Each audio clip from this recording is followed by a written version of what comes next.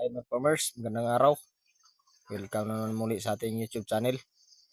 Tagal tayong hindi naka-upload ng video mga farmers. Kasi busy tayo, sobrang busy tayo sa ating trabaho. Ang video na to mga farmers ay tuturo ko sa inyo sa mga baguhan kung paano pabilugin yung katawan ng ating alagang manok mga farmers. At ito na video ay base lang po sa aking experience mga farmers. Kasi hindi naman tayo gaanong eksperto sa pag-alaga ng manok. I-share natin ito ang ating experience lang.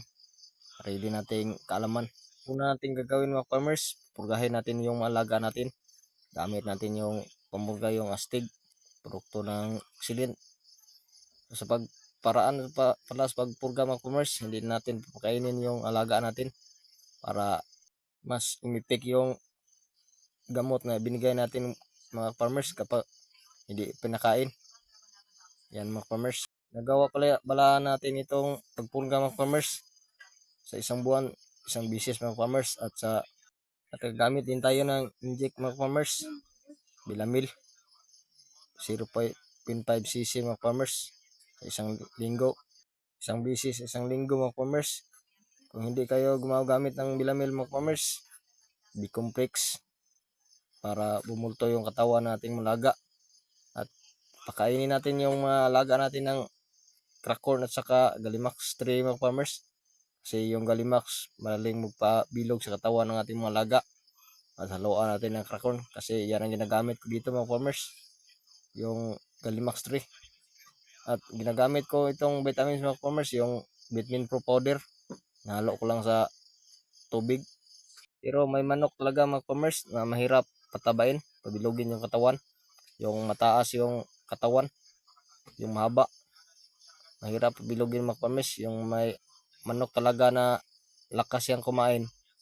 Kahit anong bigay mo ng vitamins, hindi pa rin bumulto yung katawan. May manok na ganyan mga farmers, yung hindi masyadong tumaba.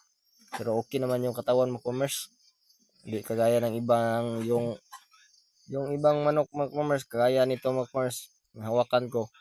Yung katawan maiksi, yan ang madaling pabilugin yung katawan mga farmers. Hindi kagaya yung mahaba yung katawan. Matagal nating pabilugin yung katawan mga farmers kahit malakas yung kumain.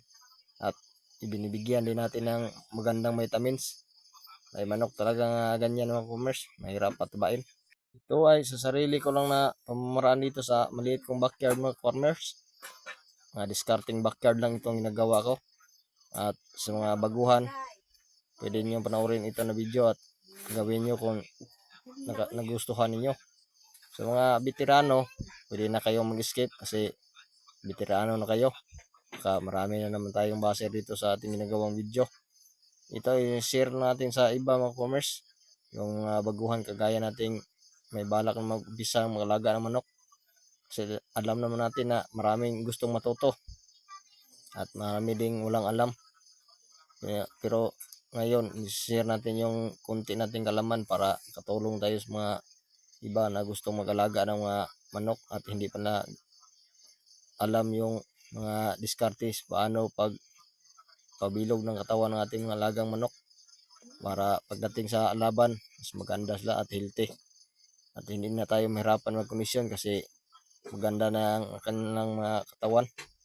Kagaya ng mga payat na mga manok mga farmers, mahirap kondisyonin kasi payat. Yan lang muna mga farmers yung ating video at dito lang tayong tapos. Maraming salamat sa panonood.